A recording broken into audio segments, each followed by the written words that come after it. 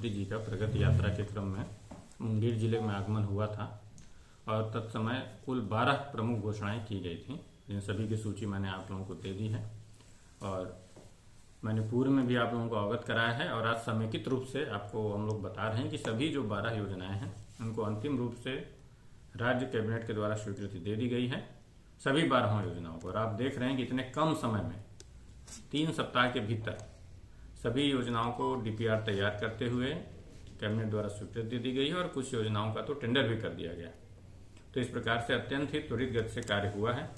ये 12 योजनाओं की अगर हम लोग कुल राशि देखें तो लगभग 2500 करोड़ रुपए की राशि है। तो इतनी अधिक राशि की योजनाओं का इतनी कम समय में स्वीकृति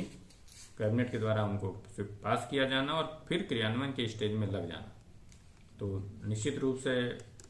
सभी लोगों का प्रयास है, मेहनत है। हमारे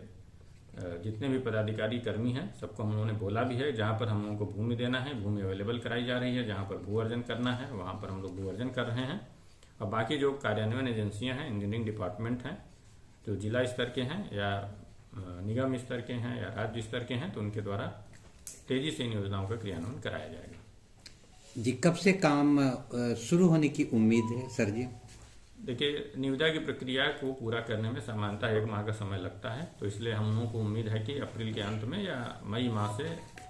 कई योजनाओं में कार्य प्रारंभ हो जाएगा। जो बृहद योजनाएं हैं जिनका टेंडर टेक्निकल नेचर का होता है उनमें थोड़ा और समय लग सकता है, तो उसमें हम लोग मान सकते हैं कि मई के अंत से या जून से उनमें वास्तव में धरातल पर कार्य प्रारंभ हो जाएगा। मुंगेर जिले के नागरिकों की आर्थिक स्थिति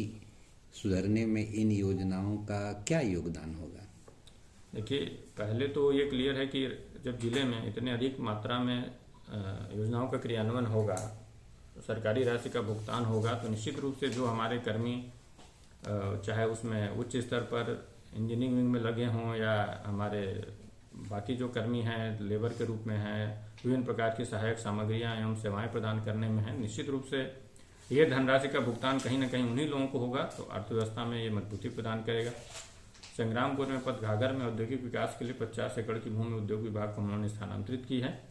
तो अगर वहां पर शीघ्र में कोई उद्योग धंधा लगता है तो निश्चित रूप से इसका सीधा फायदा रोजगार एवं आय सृजन के रूप में मुंगेर वासियों को होगा। अच्छा, एक 5